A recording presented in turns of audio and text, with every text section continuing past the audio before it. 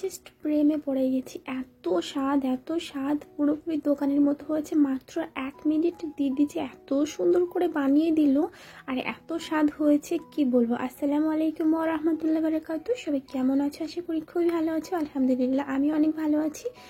তো নিশ্চয়ই দেখে বুঝে নিয়েছো যে টক ঝাল মিষ্টি কিছু হতে চলেছে। তার জন্য কিন্তু দুটো পাকা কদবেল নিয়ে নিয়েছি, একদম পাকা পাকা, সুন্দর স্মেল দিচ্ছিল। এগুলো কিন্তু আমি একদম খেতে পছন্দ করতাম না, কিন্তু আজকের পর থেকে মনে হচ্ছে এগুলো আমার থেকে কেউ আলাদা করতে পারবে না, এত পরিমাণে স্বাদ হয়েছে। তো একদম দোকানের মতো করে দিদি বানিয়ে নিয়েছি। 2টো কাঁচা লঙ্কা, 1 চামচ চিনি, আর হচ্ছে স্বাদ মতো লবণ, আর কয়েকটা হচ্ছে লেবু পাতা। এটা দিয়ে ভালো করে সুন্দর করে মেখে নিয়েছে, আর পরিমাণ মতো কিছুটা তেল নিয়ে নিয়েছে। উফ, জাস্ট জমে গেছে। এখন আমার জিভে জল চলে আসছে। তো এটা তোমরা ভাত দিয়েও খেতে পারো, শুধু খেতে অনেক মজাদার, অনেক মজার। রাস্তার পাশে যে দোকানগুলো থাকে না, সেম টু সেম সেরকমই হয়েছে। তো আজকের ভিডিও তোমাদের কাছে কেমন লেগেছে অবশ্যই লাইক কমেন্ট শেয়ার করো আর ফলো করে নিও। বাই।